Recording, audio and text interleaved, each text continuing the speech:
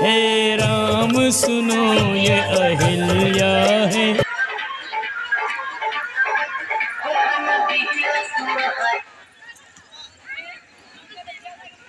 जैसे जैसा बाहर में छोटे बच्चे सब का देखते हैं ना, यही सब दिखा जाता है। जिंदा बच्चा बोलेगा, बात करेगा।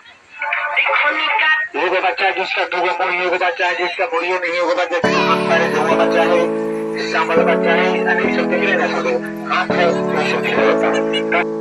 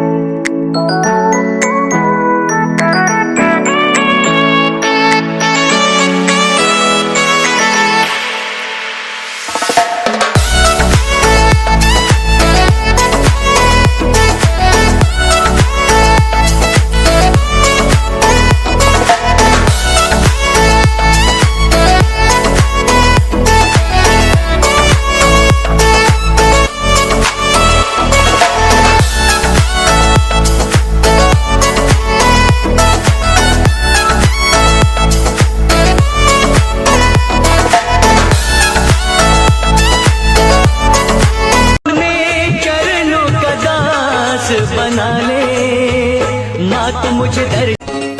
अब आइब गेल छी आहाँ के दरबार माँ, सुन लो जे मैया हमर करुणामयी छै, सबहक कष्ट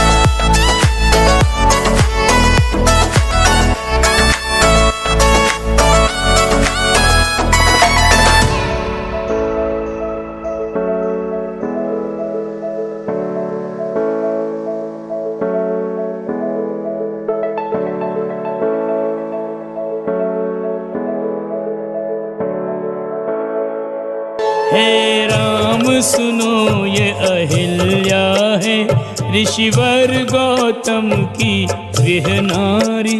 नीरव निश्चल निष्प्राण पड़ी पति। औरों को तो प्रतीक्षा पत्थर बना देती है, मैं तो पत्थर बनकर भी तुम्हारी प्रतीक्षा कर रही हूं।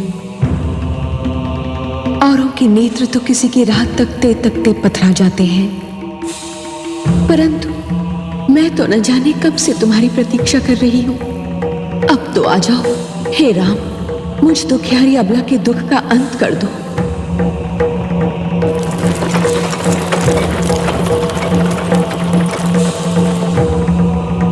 धन्य है वायु का ये झोंका जो मुझ तक तुम्हारे कमल चरणों की धूल की सुगंध लाया है। तुम आ रहे हो, तुम अवश्य आ रहे हो। मुझ दुखियारी के दिन फिरने वाले हैं। तुम मेरे कल्याण के लिए मेरे समीप आ रहे हो। हे राम, हे राम।